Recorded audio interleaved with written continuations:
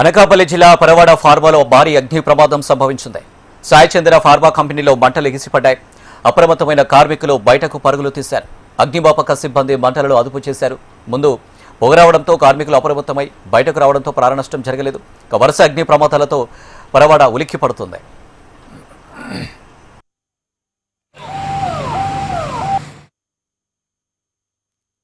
అనకాపల్లి జిల్లాలో ఉన్నటువంటి pharma company ఏదైతే ఉందో సాయి చందన కంపెనీలో రోజు భారీ ఎత్తున మంటలు ఎగిసిపడుతున్నాయి. ఫైర్ యాక్సిడెంట్ అనేటువంటి జరిగింది.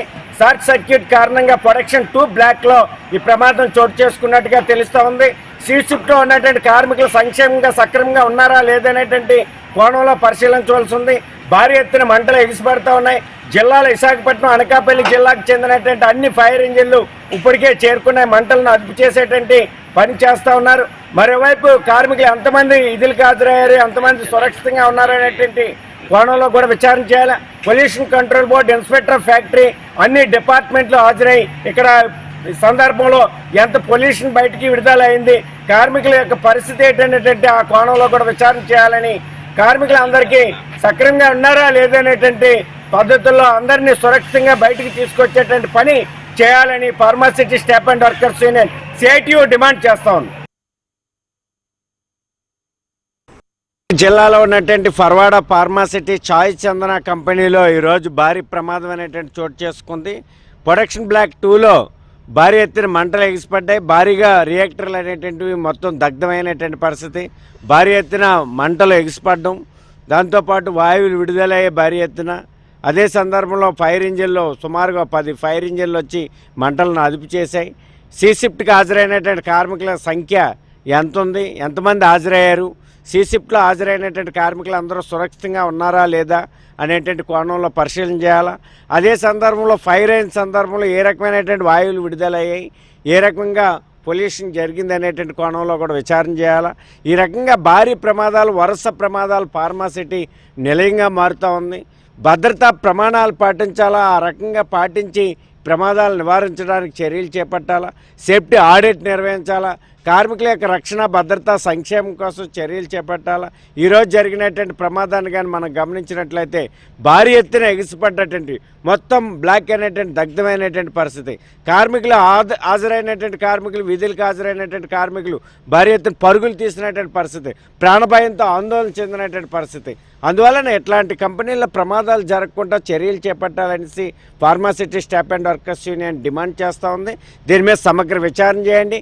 అలాగే కార్మికులు ఎంతమంది విధులకు హాజరయ్యారు, ఎంతమంది సురక్షితంగా ఉన్నారనేటువంటి కోణంలో వెంటనే జిల్లా అధికారి యంత్రాంగం పరిశీలన చేయాలనేసి అర్ధరాత్రి 1:30 సమయంలో జరిగినటువంటి ప్రమాదంతో ఈ ప్రాంతం అంతా కూడా భారీ ఎత్తున భీతెళ్ళినటువంటి పరిస్థితి, భయాందోళనకు గురైనటువంటి పరిస్థితి.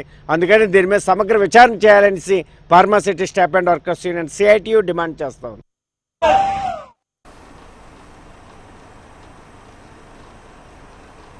వీటికి అగ్ని ప్రమాదానికి సంబంధించి మరిన్ని డీటెయిల్స్ మా ప్రతినిధి అనురాధ అందిస్తారు. అనురాధ,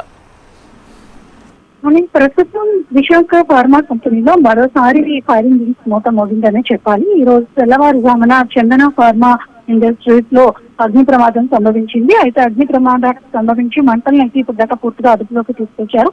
విశాఖపట్నం, అనకాపల్లి జిల్లా నుంచి ఫైర్ ఇంజిన్స్ సకాలంలో చేరుకుని మంటలు నార్పే ప్రయత్నం చేయడంతో పెద్ద ప్రమాదం తప్పిందనే చెప్పాలి. అయితే ఈ కంపెనీలో సేఫ్టీ అలారమ్స్ మొదట ఏదైతే షార్ట్ సర్క్యూట్ అయిందో అప్పుడు ఆ పొగ వచ్చిన సమయంలోనే సేఫ్టీ అలారమ్స్ మోగడంతో ఒకసారిగా అక్కడ పనిచేస్తున్న కార్మికులంతా కూడా బయటకు వచ్చేశారు. దీంతో పెద్ద స్థాయిలో ప్రాణ నష్టం, అలాగే ఎవరికైనా గాయాలయ్యే తీవ్రతని తగ్గించే అవకాశం అయితే వచ్చింది.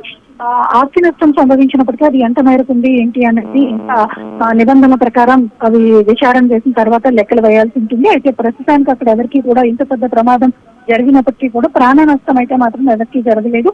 కార్మికులు ఎవరికి గాయాలు కూడా కాలేదు. ఎందుకంటే ఆ కంపెనీ సేఫ్టీ ఆడిట్ ప్రకారం ఏదైతే సేఫ్టీ అలారమ్స్ ని మెయింటైన్ చేయడంతో సేఫ్టీ అలారమ్స్ అనేవి వెంటనే మ్రోగడంతో కార్మికులు అలర్ట్ అయ్యి బయటకు వచ్చేశారు. దీంతో పెద్ద ప్రమాదం, పెను ప్రమాదం తప్పిందనే చెప్పాలి.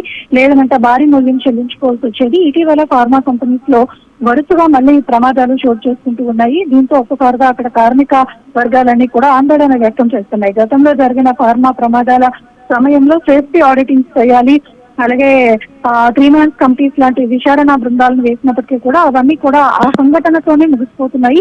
దీంతో పూర్తి స్థాయిలో అక్కడ భద్రతా ప్రామాణ్యాలు అనేవి పాటించడం లేదు అన్నది మరొకసారి అర్థమవుతుంది అన్నది మొన్న ఇటీవల జరిగిన వరుస ప్రమాదాలతో కార్మిక సంఘాలు అయితే ఆందోళన వ్యక్తం చేస్తున్నాయి. ఈ కంపెనీ వరకు చూసుకుంటే కనుక సేఫ్టీ అలారమ్స్ సిస్టమ్స్ అనే వాటిని కూడా వాళ్ళు ఫైర్ సేఫ్టీ సిస్టమ్స్ ని జాగ్రత్తగా మెయింటైన్ చేయడంతో పెద్ద ప్రమాదం తప్పింది. ప్రమాదం అయితే అగ్ని ప్రమాదం అయితే పెద్ద స్థాయిలోనే జరిగింది. దాదాపుగా 8 ఫైర్ ఇంజన్లతో మంటలు నాపే ప్రయత్నం చేశారు. ప్రస్తుతం మంటలు పూర్తిగా అదుపులోకి వచ్చాయి. ఆస్తి నష్టం అయితే సంభవించింది.